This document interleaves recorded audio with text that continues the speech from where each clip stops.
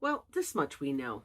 If we grew up in a household where we were criticized often, if the parenting style was to give very negative feedback and to call us stupid if we tripped and fell, or to be unkind and critical, and how could you be so stupid, and watch what you're doing, and that was stupid, and I don't even have to give every example. You know exactly what I mean.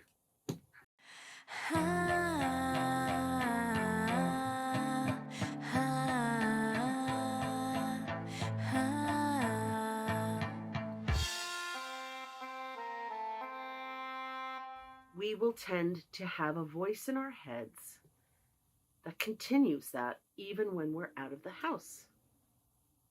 What do we do with the negative voice?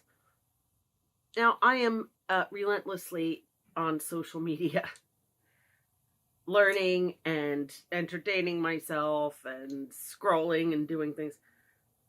But I follow a lot of accounts that deal with rebuilding self-esteem, addiction recovery, rebuilding your self-image and your self-worth after drastic weight loss. You know, Star-Lord, it's only the back end of you here. Maybe if we got the whole cat. I even follow religious accounts. I am a professor of religion. I am an adjunct professor at a state university, at the best community college in the area.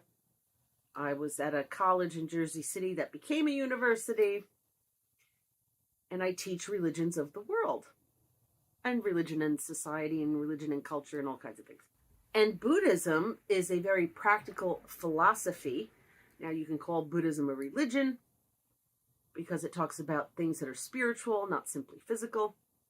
It talks about what happens after death, talks about the destiny of the soul, etc. And I have a very good friend, also a graduate of the university I attended,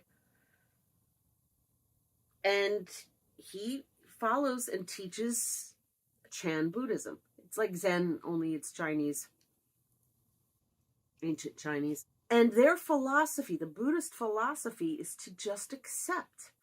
Let the voice arrive. Let the voice do what it does. The more we wrestle with it and try to cancel it out and erase it and silence it, the more it will persist. What you resist persists. What you wrestle with, well, think about the nature of wrestling. It's called grappling. Not all wrestling, but you know what I meant. Is to hold on and roll around on the mat. Same thing with life issues. We're grappling, we're wrestling, we're holding on. So the Buddhist philosophy is to just let the voice arrive and let it be what it is. You don't have to believe it. You don't have to identify with it. You don't have to resist it. You don't have to attach to it by giving it more importance than it has. It's something that arises and falls, and arises and falls, right? That could work. I'm sure there are people who have made that work. Stop fighting it so hard. It's just your mind doing what mind does. Our mind thinks. Our heart beats. Our digestive system digests. Our blood is pumping through our veins. These aren't conscious processes. Well, automatic thoughts aren't either. And so if you have this constant narration in your mind telling you how stupid, foolish, how you could have avoided that, how awkward you were in that situation, how you could have done something better, how you should have remembered if you're beating yourself up constantly, you might want to try to relieve yourself of having to be criticized all the time. You have to become aware of it, though. And in the silence of meditation, or the silence of mindfulness, or of just trying to follow your breath, and those thoughts arise, it's because they're pretty much always there. You're just noticing them.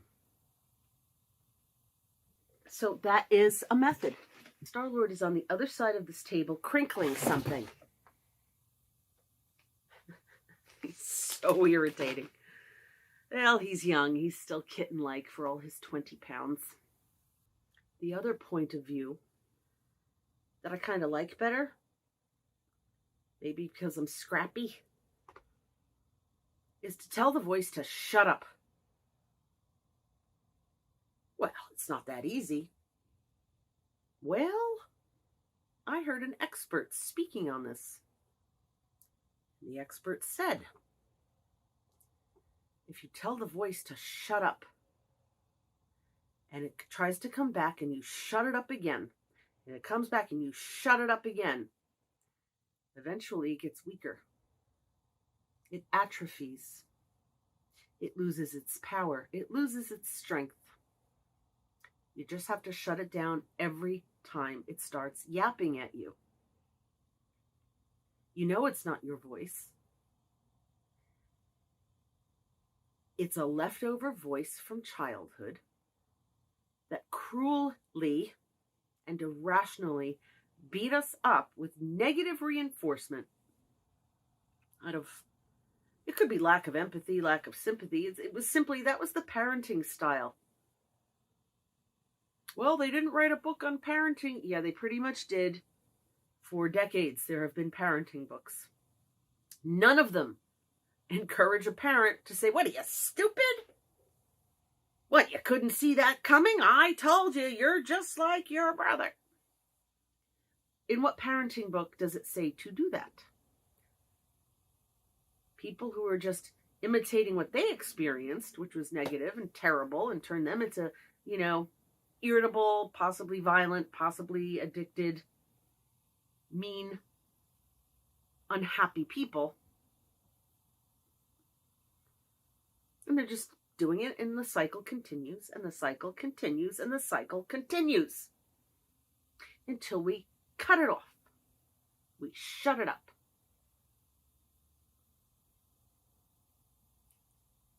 And it's not our voice in our heads. It's an old echo.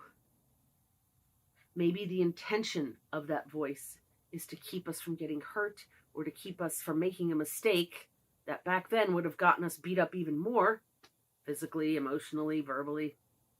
But it's a hell of a thing to be beat up constantly, because that's how that voice is.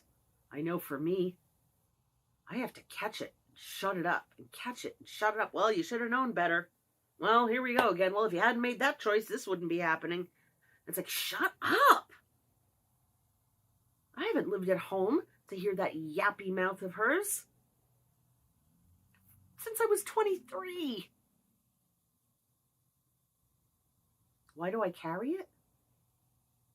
Habit? Deep down believing I deserve it? Or is it the illusion of control? If I have that yappy negative voice, I feel like I'm controlling the situation. Getting beat up constantly is a way to feel like one is in control of one's fate.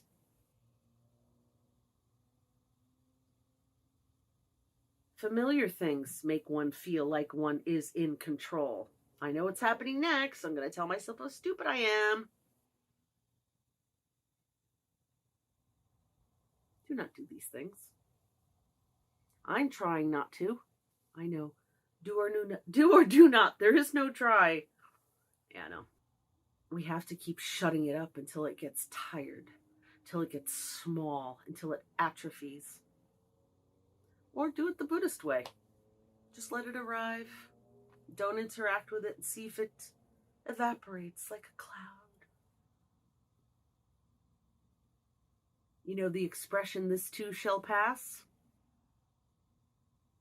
Everything changes. The bad things and the good things. They all pass. See which one you choose.